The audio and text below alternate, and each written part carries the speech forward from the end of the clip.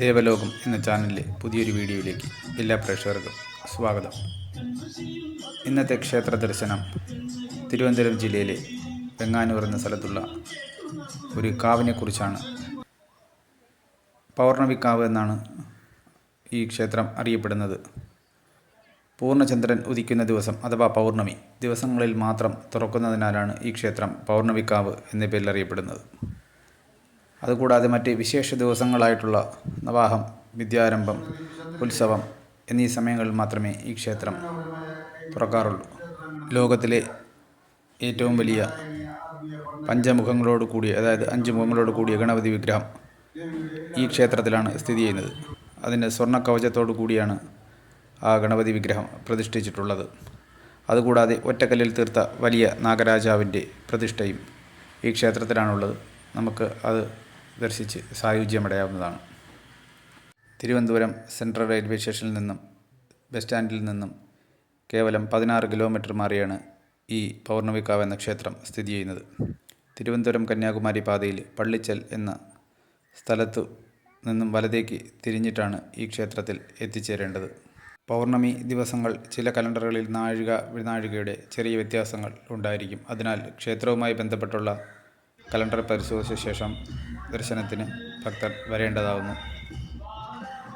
ക്ഷേത്രത്തിനുള്ളിൽ അതിമനോഹരമായിട്ടുള്ള കൊത്തുപണികളോട് കൂടിയ ഒരു നടപ്പന്തൽ ക്ഷേത്രത്തിന് മുന്നിലായിട്ടുണ്ട്.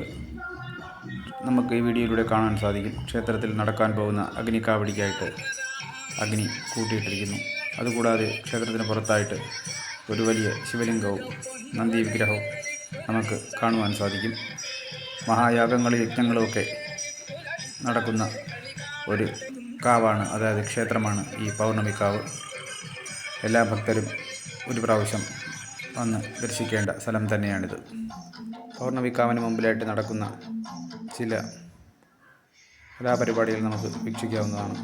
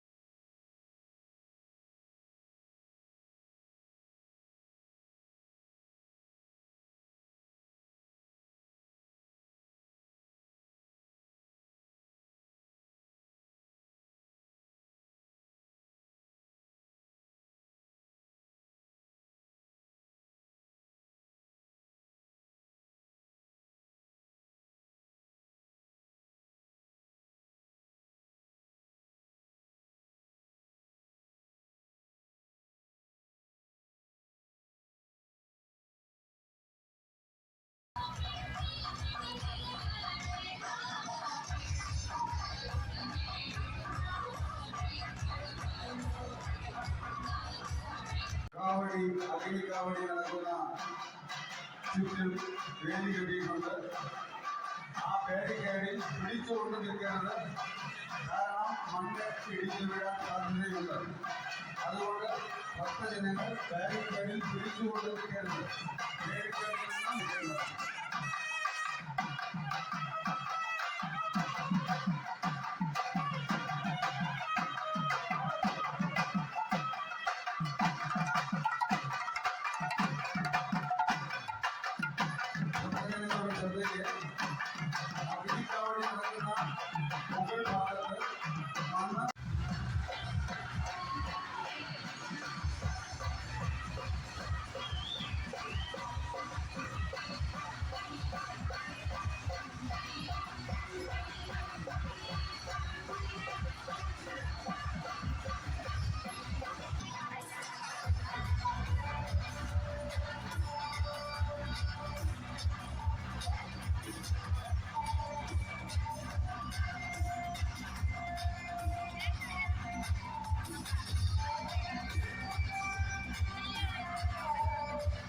ദേവിക്ക് മുന്നിൽ ഫലം വെച്ച ശേഷമാണ് കാവടി ഘോഷയാത്ര.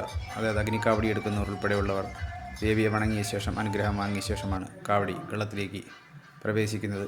നമുക്ക് ആ കാഴ്ചയും കാണുവാൻ സാധിക്കും. വളരെ ഭക്തി നിർഭരമായിട്ടുള്ള ഒരു ചടങ്ങ് തന്നെയാണ് ഈ അഗ്നിക്കാവടി. വ്രതം നോറ്റ ഭക്തന്മാർ അഗ്നിയിലേക്ക് പ്രവേശിക്കുന്ന ചടങ്ങ് തന്നെയാണിത്. അഗ്നി ഉണ്ട് എന്ന് കാണിക്കുന്നതിനാണിത് കത്തിച്ച് നോക്കുന്നത്. ഈഞ്ച ഇട്ട് കത്തിക്കുമ്പോൾ അഗ്നി ഉള്ളതായിട്ട് നമുക്ക് കാണുവാൻ സാധിക്കും. അഗ്നിക്കാവടി എടുക്കുന്ന ഭക്തർ കുട്ടികളെയും കൊണ്ട് അവരുടെ നേർച്ചയുടെ ഭാഗമായിട്ട് അഗ്നിയിലേക്ക് പ്രവേശിക്കുന്നത് നമുക്ക് വരുന്ന സീനുകളിൽ നമുക്ക് കാണുവാൻ സാധിക്കുന്നതാണ്. അതിനാൽ വീഡിയോ മുഴുവനായി കാണേണ്ടതാണ്.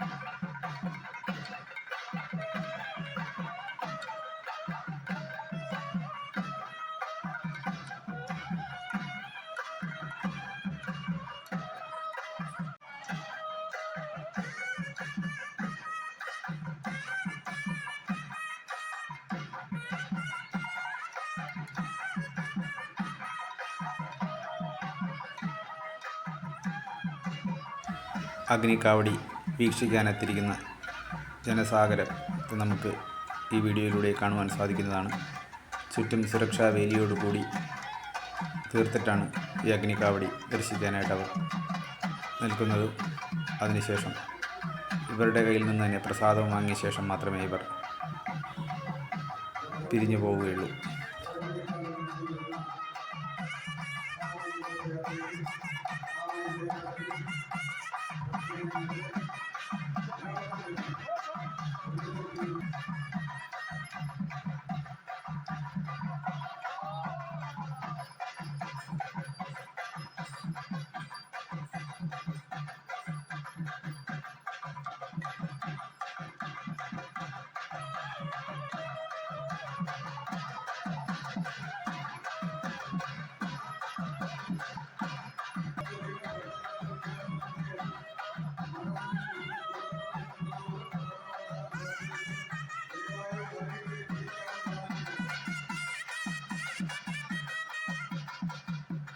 അതികഠിനമായ വ്രതാനുഷ്ഠാനങ്ങൾക്ക് ശേഷമാണ് ഭക്തർ അഗ്നിക്കാവടി എടുക്കുവാനായിട്ട് ക്ഷേത്രത്തിലെത്തിയിരിക്കുന്നതിനാൽ അവരെ അഗ്നിയുടെ ചൂട് ഒന്നും ബാധിക്കത്തില്ല.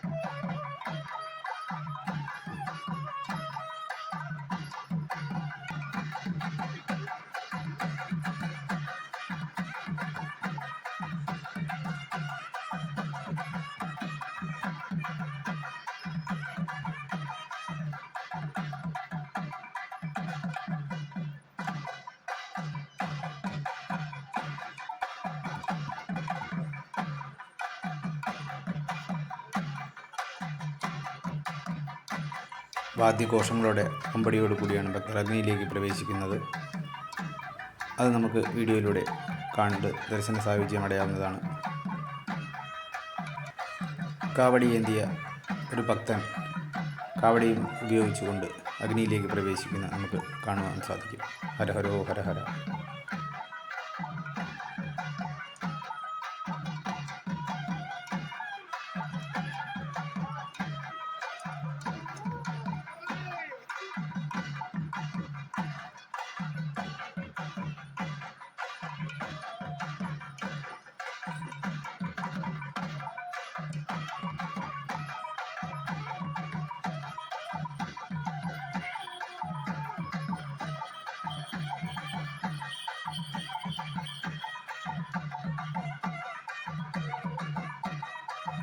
കാവടി നേർച്ചയുടെ ഭാഗമായിട്ട് ഒരു കൊച്ചുകുട്ടിയെ കൊണ്ടുവന്നിട്ട് കാവടി എന്തെന്ന പോലെ കുട്ടിയെയും കൊണ്ട് അഗ്നിയിലേക്ക് പ്രവേശിക്കുന്ന ഒരു കാവടി ഭക്തനെ നമുക്ക് ഈ വീഡിയോയിലൂടെ കാണുവാൻ സാധിക്കും. ഈ കാഴ്ചകളൊക്കെ വളരെ അപൂർവമായി മാത്രമേ നമുക്ക് കാണുവാൻ സാധിക്കത്തുള്ളൂ. ഇത് പൗർണമിക്കാവിൽ മാത്രം പ്രത്യേകതയാണ്.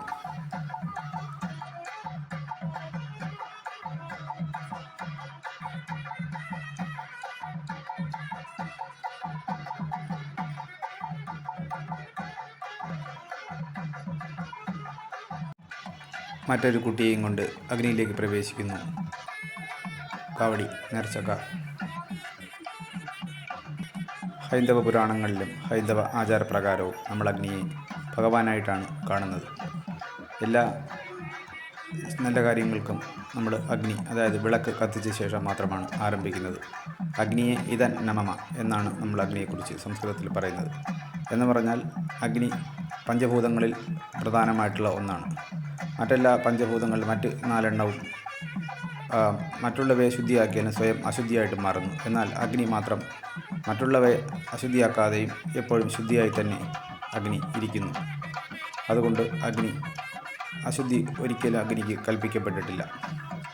വിവാഹം പോലെയുള്ള മംഗളകരമായ ചടങ്ങുകൾക്കും അഗ്നി വളരെ പ്രാധാന്യം അർഹിക്കുന്ന ഒന്ന് തന്നെയാണ്. അതുകൊണ്ടാണ് നമ്മൾ വിളക്ക് കത്തിച്ച ശേഷമോ കർപ്പൂരം കാണിച്ച ശേഷമോ മാത്രം ചടങ്ങുകളിലേക്ക് പ്രവേശിക്കുന്നു. അഗ്നിശുദ്ധി എന്നാണ് ഇത് അറിയപ്പെടുന്നത്. ഗുരുസ്വാമിയുടെ നേതൃത്വത്തിൽ കർപ്പൂരം ആരതിയും ഉപയോഗിച്ചുകൊണ്ട് അഗ്നിയിലേക്ക് പ്രവേശിക്കുന്ന ചടങ്ങാണ് ഇനി നടക്കുവാൻ പോകുന്നത്. അതിനായിട്ട് ഗുരുസ്വാമി കർപ്പൂരം ഭഗവാനെ ഒഴിഞ്ഞ ശേഷം ആ തട്ടം തലയിൽ വെച്ചുകൊണ്ട് അഗ്നിയിലേക്ക് പ്രവേശിക്കുന്നത് നമുക്ക് വരുന്ന സീനുകളിൽ നമുക്ക് കാണുവാൻ സാധിക്കും.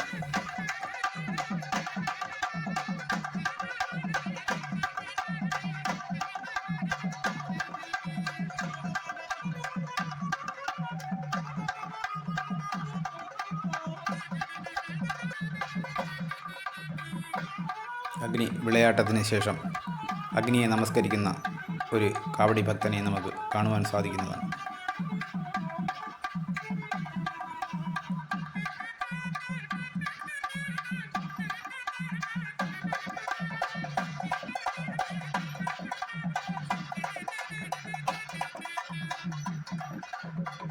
തലയ്ക്ക് മുകളിലും കർപ്പൂര ആരതി, അതായത് അഗ്നി തട്ടിൽ വെച്ചിരിക്കുന്നു. കാലിന് താഴെയും അഗ്നി ഗോളങ്ങളാണ്.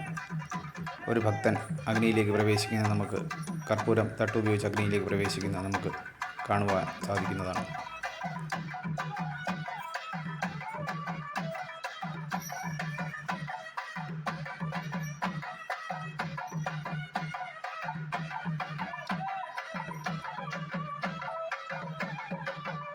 അതിഭയാനകമായ കാഴ്ചകളിലൊന്നായിട്ടുള്ള അഗ്നി കൈകൊണ്ട് കോരി ഇടുന്നതും നമുക്ക് വീഡിയോയിലൂടെ കാണുവാൻ സാധിക്കുന്നതാണ്. എല്ലാം മൃഗകടാക്ഷവും കൃപയും തന്നെയാണ്.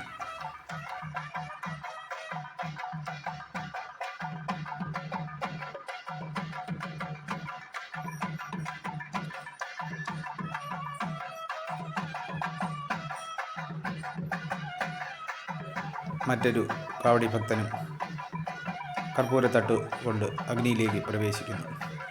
അദ്ദേഹത്തിൻ്റെ കയ്യിൽ ചൂരൽ വടിയും ഉണ്ട്. അതിനാൽ തീയുടെ ചൂട് അദ്ദേഹത്തിന് ഏൽക്കുകയില്ല എന്നാണ് വിശ്വാസം.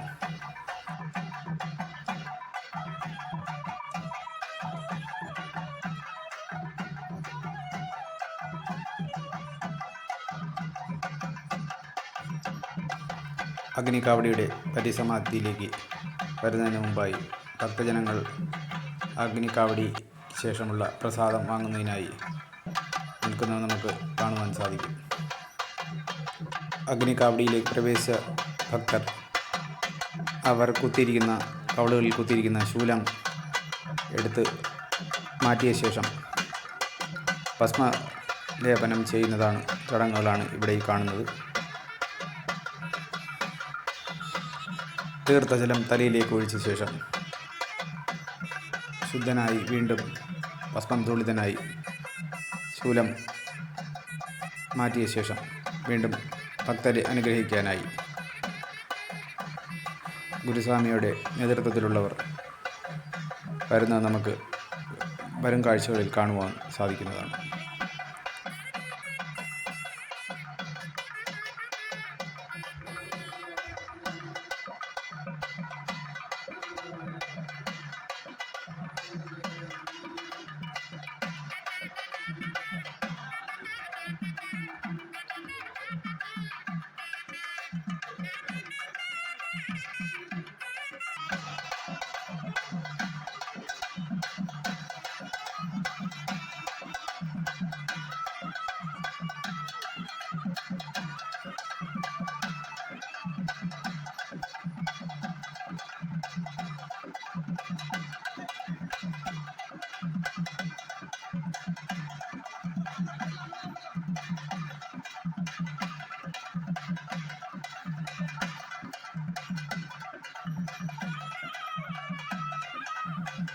മറ്റ് കാവടി എടുത്തവരെ ഗുരുസ്വാമിയുടെ നേതൃത്വത്തിൽ ഭസ്മം അണിയിച്ചുകൊണ്ട് ശൂലം എടുത്തു മാറ്റുന്ന ചടങ്ങുകളാണ് നമ്മൾ ഇവിടെ കണ്ടുകൊണ്ടിരിക്കുന്നത്.